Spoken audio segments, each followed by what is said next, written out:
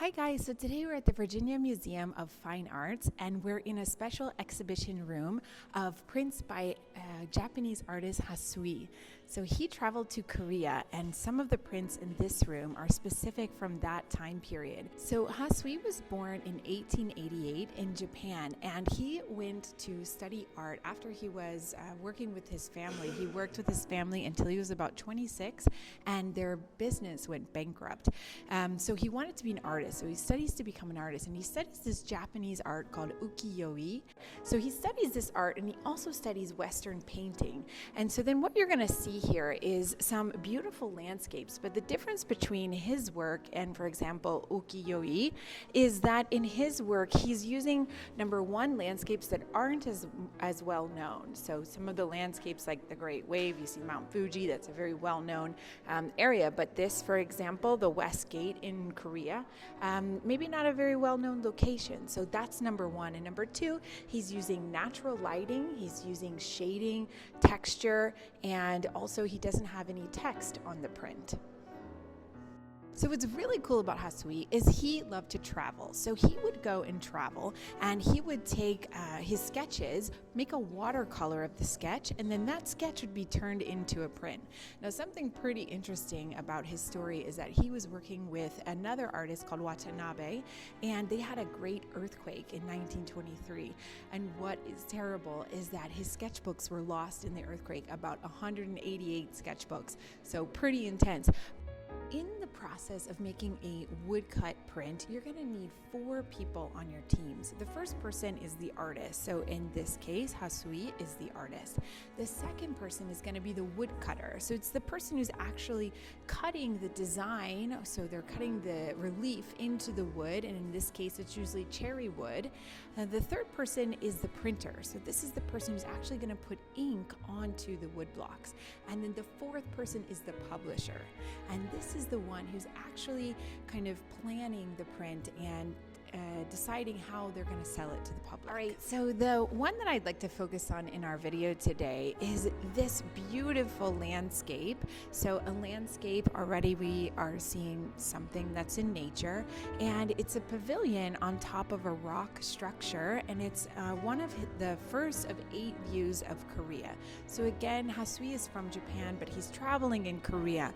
So he's here in the Korean peninsula, and he's really observing all around him. And I really love how he's put the pavilion not in the center of the painting, but just kind of off to the side. I love the composition where it's starting there. That's kind of the first thing that you're going to look at. And then your eyes just going to wander down and you might be struck by these waves that are crashing onto the rock formations down at the bottom. And I love the play of the different colors. You've got this dark blue, light blue, and then the white that's really reading off the idea of the ocean water.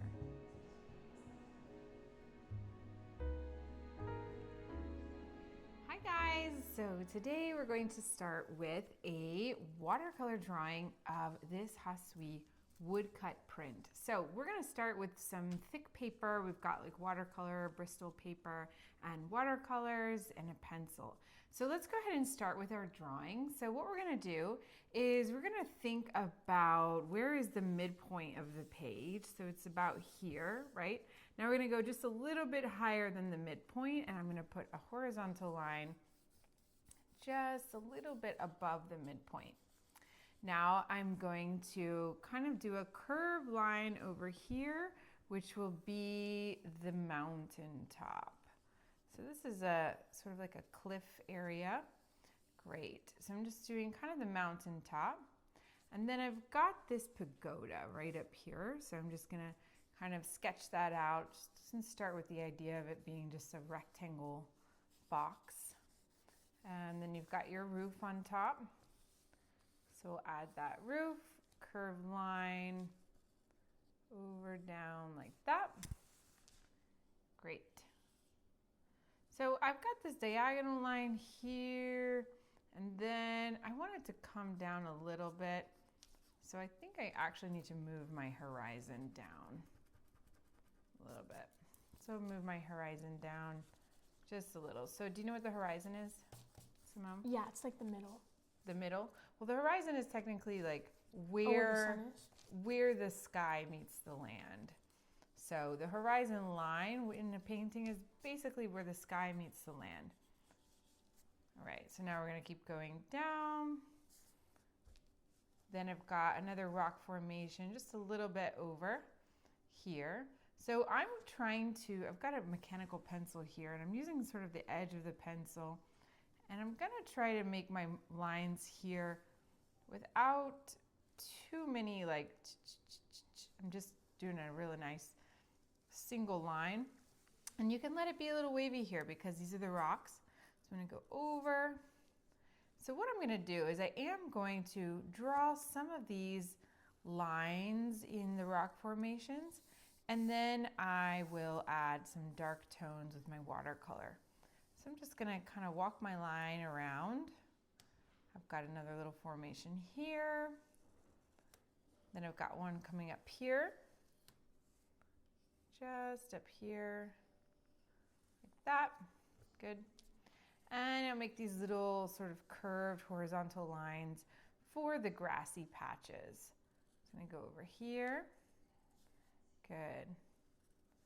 So we know that this is a landscape in Korea, that Hasui was traveling in Korea. He's from Japan, but he was traveling in the Korean peninsula, and that's where he spotted this beautiful landscape. All right, so I'm gonna go, and what were you saying, Simone, that it kind of reminds you of? Oh, the Cliffs of Moher in Yeah, Ireland. it kind of looks a little bit like Cliffs of Moher in Ireland, except for, of course, you have that structure that you wouldn't see in Ireland necessarily. Okay, so just gonna kind of mark out a couple of these little brown spots. Great.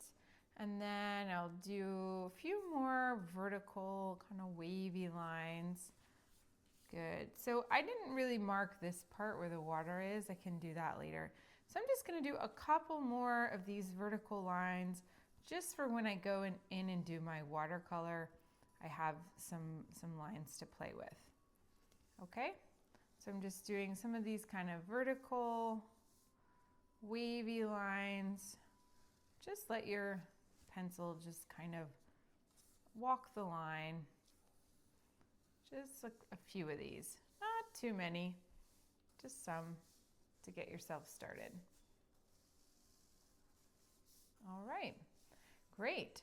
So we've blocked out our painting, and I'd say we're pretty much ready to watercolor. So I'm going to add one more thing, just the outline of the pagoda structure up here. So I'm just going to outline that. Then I'd say we are ready for watercolor. All right, so we're going to start with our watercolor, and we're using a sort of medium flat brush, and we do have some browns in our watercolor pan, so that's definitely going to be very helpful for us. If you will hopefully have one brown, but if you don't, you can always make brown by mixing several of the colors, which is what we're going to do actually, because we don't have a black. So we do need some dark tones here, so we'll be mixing blue and red and maybe some gray to make a nice dark tone. So let's start with this middle brown, kind of your mid-tone, and I'm going to get it nice and wet. So I'm just putting the water in the pan, and I'm just getting it nice and wet, and I'm just going to start on the side, and I'm just painting along. I'm just going to kind of wiggle that paint down, add a little more water, just kind of wiggle that down, and I'm just going to work on, good, nice, maybe a couple of these vertical strips at a time.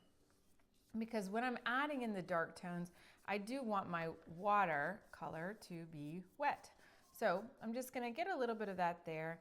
And now I know right here, right under here is the darkest spot in this rock formation. So I'd like to add some darker brown.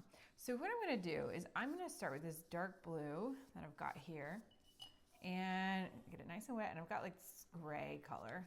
So I'm going to use gray, dark blue, and red. And I'm basically gonna be making kind of like a purple. See, that's too much blue. So let me go in and add a little more red here. And I'm kind of making a dark purple. So with this dark purple, when it mixes in with my brown, it'll give me this dark tone that I'm kind of looking for. So I'm just going in and I'm letting my brush kind of skip around because I don't want to necessarily paint the whole thing that purple color, but I'm just kind of skipping around to where, especially next to the line. So right next to the line, I want it to be darker. And then right after the line, it's lighter. So just kind of next to the line, you see that I made that really beautiful purple tone. And when I laid it on top of the brown, it just turned into brown. So you've got a little bit of purple there. So you can add a little more of that color. Good. And then if it's too dark, if it's too much, then put some water next to it and just kind of let it float down there. Just gonna let it float on down. You can really just throw in as much water as you need or as little as you need. If you want more pigment, then that's gonna be, you're gonna use less water. Nice. So we're just kind of working our way through the drawing and we're focusing only right now on the rock formations. Okay, good. So I think you need a few more dark tones. Don't be afraid to throw in those dark colors. Okay. Yeah, so let's see what happens when you throw in. So let me try again. You need some, basically you want to focus on the lines. So I would say you need, like around here. And if you turn your brush sideways, that's going to help you really get in there. So let's say if I go back in, I've got the red and the blue, and I'm going sideways now with my brush. Yeah, and then that's gonna help me like kind of go along the straight line. Good. So I'm just kind of marking. And now in this big chunk right here, this is also rock, I didn't use a pencil. So I'm gonna go in with my paintbrush and just kind of mark out all these dark lines. So we want several like darks and lights and even I've got medium blue there. So then when I go in with the darker purple, then I'm able to darken that even more. Okay? And if you mix it with your brown, it's gonna look less purple. If you don't want it so purple, you can go on top with the brown. And then just mixing it. Well, no, you're doing good. Okay. Let me see. So look, if I maybe take my bristles a different direction. Okay, good, yeah. And then watch this. When you just grab the water, the brush, you just kind of let it kind of drip in there. Like, don't be afraid of the dark tones, right? So now I'm just gonna let it drip in and just kind of drip it in and pull it down, okay? Also, when you put it in, it's gonna be dark, and when it dries a little bit lighter. Okay. So it might be kind of scary, like, what? You just dropped a giant load of purple there, okay? But just let it kind of float around and see what happens, okay? Okay. You can also toss this brown back on top and kind of change the tone up a little bit, okay? All right, so work your way through your painting and don't be afraid to add some dark lines in there because we've definitely got a lot of shadow. And we know that in the technique of these,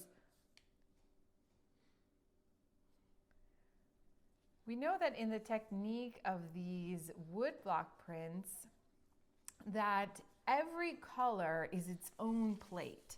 And because when they're carving the image into the cherry wood or whatever wood they're using, they are going to make whatever part they want the ink to touch, that's going to be a relief. So that's going to be raised off of the wood block.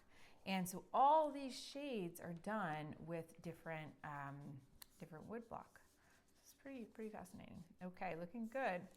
All right, so just keep working through, and we're just gonna zoom through this quickly, and then we'll add the water.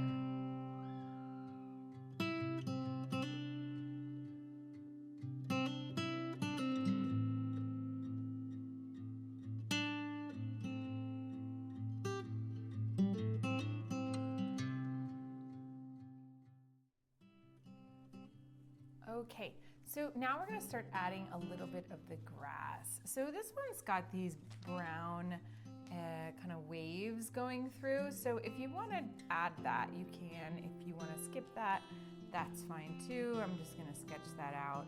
These little kind of brown traveling paths. Maybe that's what they are actually, paths. Walking paths, I don't know. I'm not gonna do that. No, you can skip it. It's totally fine. Okay, so then we've got this nice sort of olive green. So, and this green is pretty flat. So we don't have too much shade and texture here. So we can leave that one kind of mostly one color.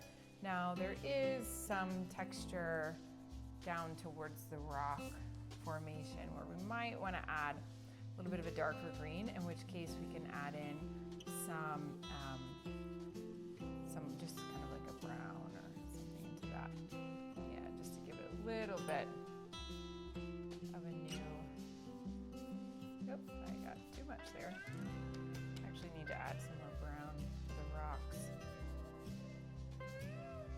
So this. I think those are the light browns. Okay. Yeah. The little paths. Okay, good. So we're just working on adding our green pasture here. If you've ever walked on a cliff where there's grass on top because it's right next to the sea, that grass is really fluffy. So I love this tone here and also these dark shadows here. It does kind of make you think about the fluffy grass, how fluffy that grass would be. Okay, so just work through and add your greens wherever you'd like to add them.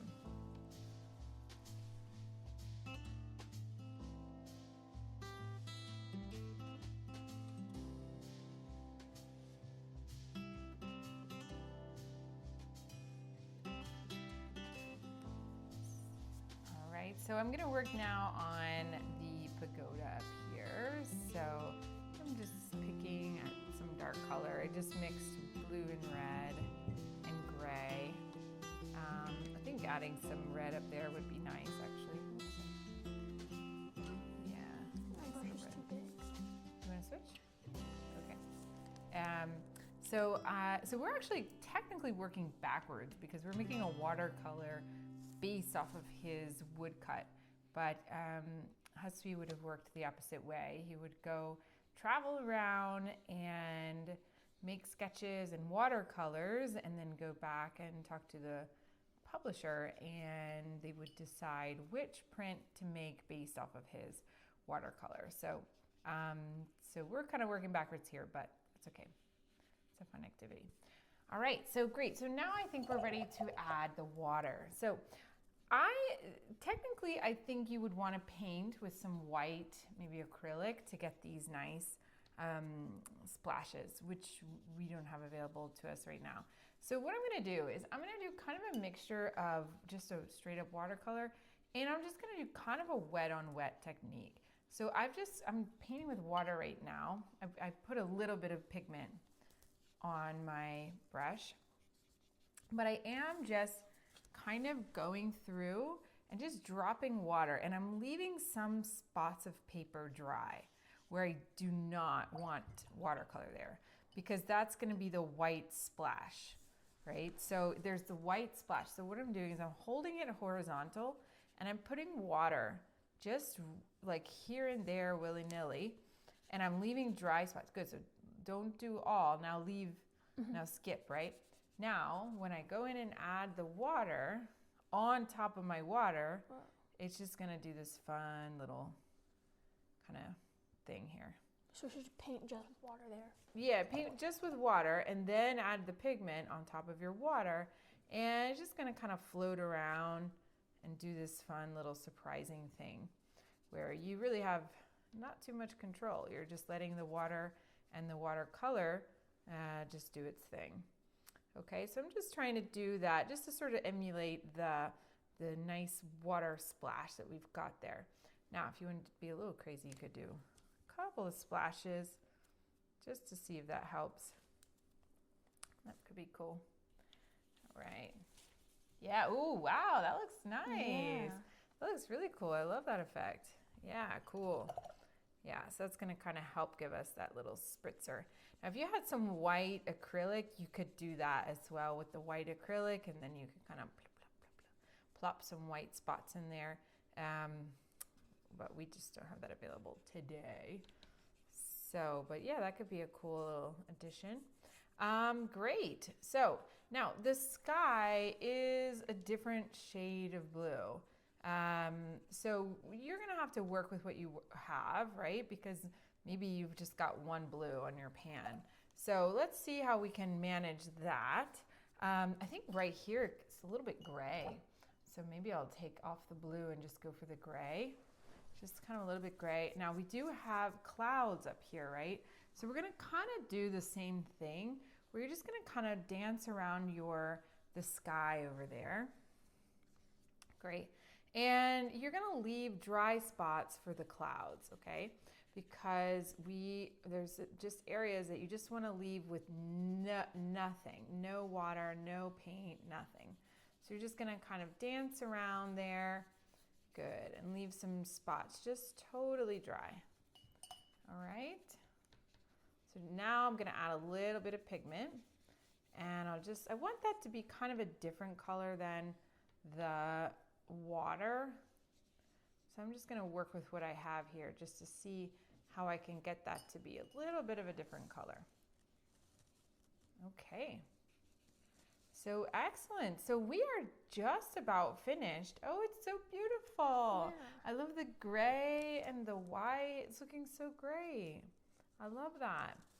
So we're just about done here. What we're gonna do is we're gonna let this dry, and then we're gonna come back in with a pen. We're gonna be using a Sharpie pen.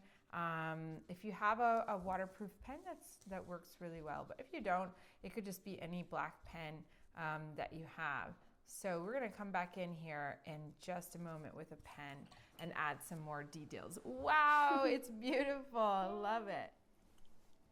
All right, so now we're gonna go in with a pen. So we have just a nice pen, really. Any kind of pen you have, you could just kind of go in, if it's like a gel pen, a permanent pen, and I'm just gonna keep on walking the line. So my watercolor is dry.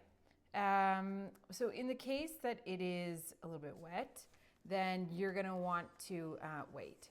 But if it's dry, you can kind of move along. Now I'm also look at how I'm using the pen. I'm just kind of pressing down and I'm going slowly. And that's gonna do a good job of not stressing out the ink. So what I want you to do is just press and just kind of go slowly, all right? And if there's a case where you would like to have some dark shading, you can make hatch marks. So you can make them horizontally, just little tiny marks, just little marks, or you can also make them vertically. So wherever you want your marks. So I'm just going slowly, therefore my ink is not gonna run out. And I'm pushing hard, and I'm just letting the ink kind of roll on out of there. And I'm just gonna go in and out and up and down. Because keep in mind that, of course, this was a print. So you definitely would have had some sort of an outline on your work. So I see your pen, it might not be doing too well for you over there. Yeah. Okay, so you might need to change the pen. You wanna try my pen? Oh, sure. But also work the technique, okay? So what you're gonna do is slowly go down. Is that pen working better for you? Yeah, much better. Okay, yeah, this pen is not working great. So, okay, so we're just slowly going. And maybe you can color in where you'd like. And we're just gonna basically go over all of our pencil marks and wherever you want darkness, just kind of going over. Maybe there's some parts where you're gonna go to the side, make some diagonals, do some hatch marks, maybe just color it in. Just kind of give it a little bit of TLC here with your pen.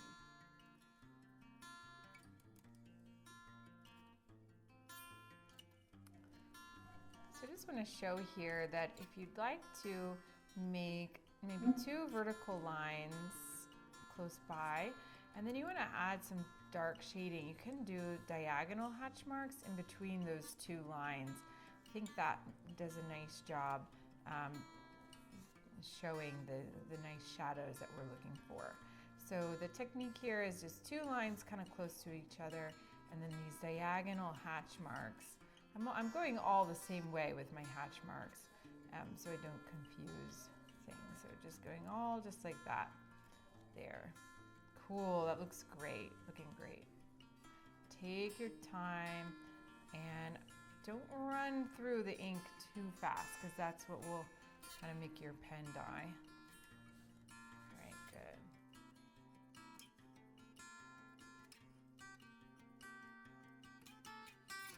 Okay, so we're finishing up here, and Simona added the little people in the pagodas, so I'm gonna copy her because that was a good idea. So just put two heads and kind of little potato bodies. Very easy. So adding some detail to the pagoda I think will be pretty fun. Add some details there.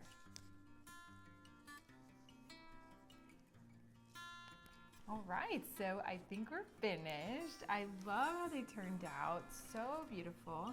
So after you've done this, you can go online and take a look at Hasui's woodcut prints and see if there's any others that you really like, and you can make a copy and see how that improves your watercolor technique. Great job. Thanks everyone for watching. Can't wait to see what you come up with. Bye.